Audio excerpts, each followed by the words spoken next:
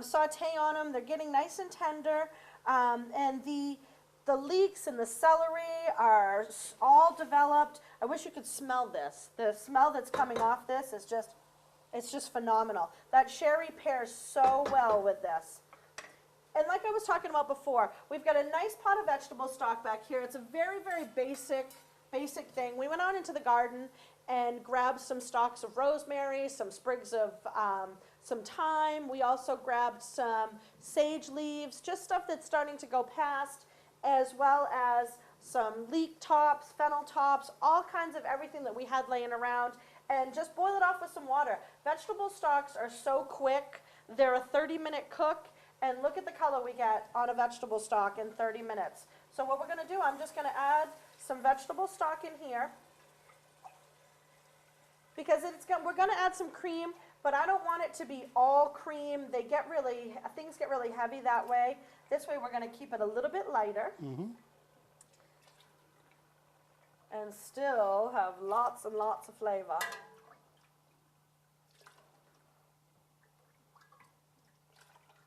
A couple more and I think we should be good.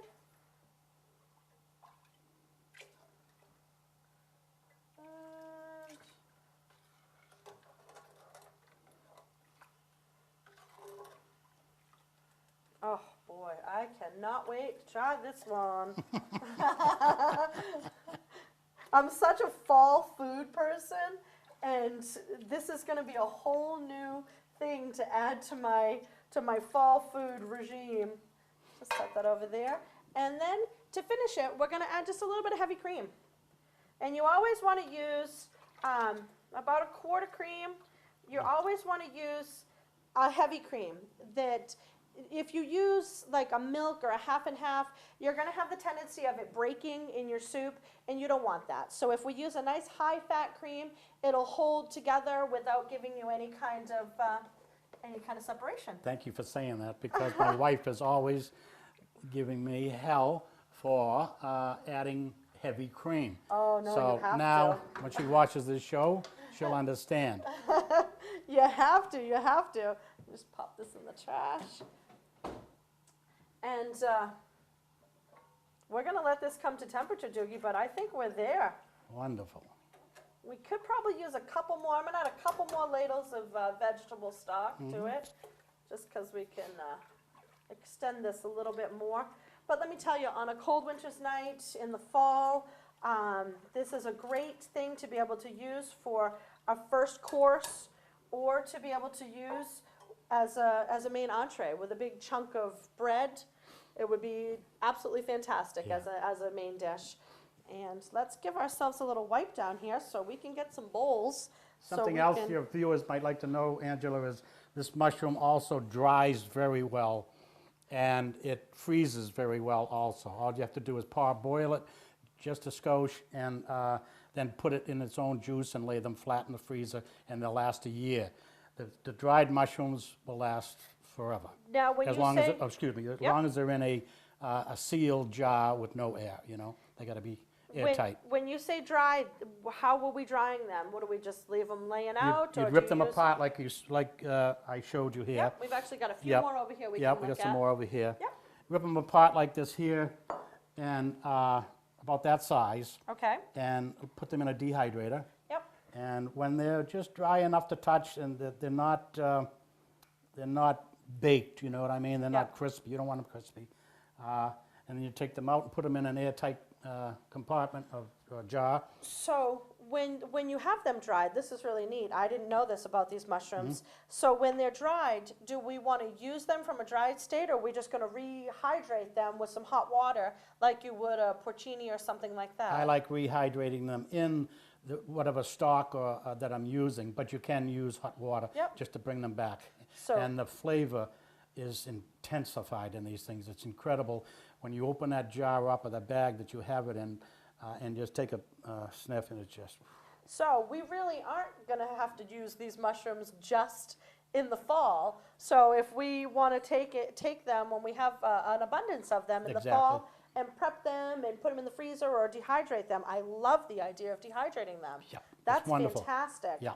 Yeah, so that's a great thing just like you would buy a dried mushroom at the grocery store, like a porcini or something like that, and rehydrate them. That's great. And you can buy these in a store. You get a little package about so big, and it's ridiculously priced. Yeah. Go out in the woods and find something like this here. Right. One mushroom, a 30-pounder or a 20-pounder or a 15-pounder will last you the whole year. And stuff that's growing right out in your yard. I Yeah. mean, how great is that? All right, let's clean up our boards a little bit and get ourselves some bowls and get ready to try some soup. Here, let's Sounds give you a great. bowl. Give you a little clean up. You can put them all in here and we'll pick Okay. through them after. Yep. I'll just scoop these in Get here. some thyme out of the way. And my knife. And we've got a couple of soup bowls. We're going to bring out. As well as a glass of wine. Beautiful. Today I'm pairing the soup with just a nice Napa Valley Sauvignon Blanc.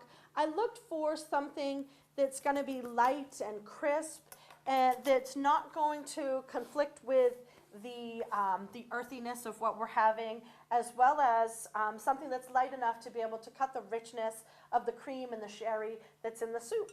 And so I really like a Napa, and I like a Sauvignon Blanc because there's no oak in it, and it just stays very, very light.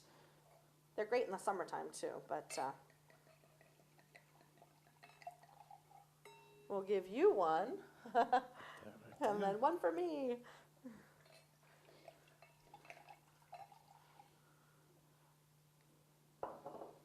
And there's that. And let me serve you some soup. How's that, Duke? You ready to try I've been some waiting with for me? this. That looks wonderful, too. That just looks great. All right. It's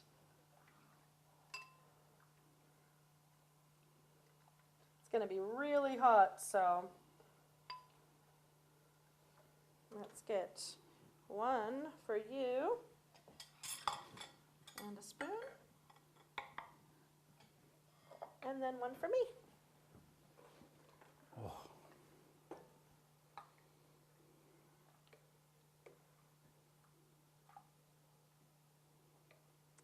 And yeah, look at the leeks have got some beautiful color on them.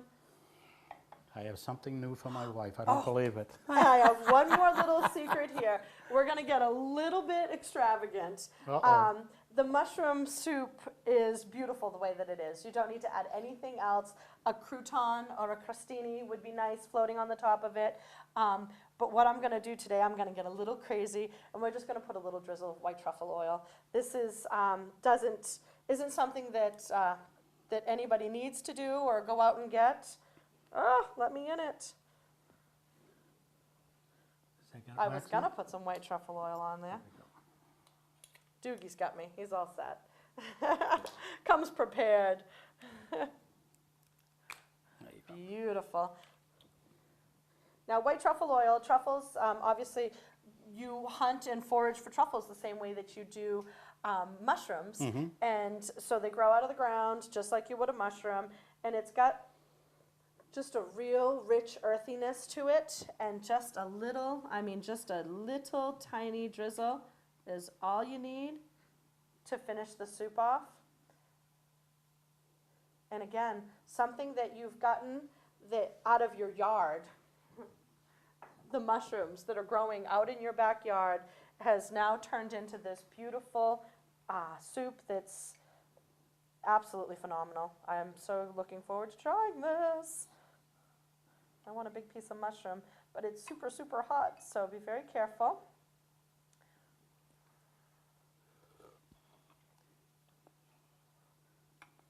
Yummy. Oh, the flavors. They all go so well together. I am pleased with the way that that turned out.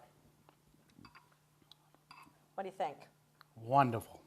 All right. Wonderful. So that is my version of wild mushroom soup.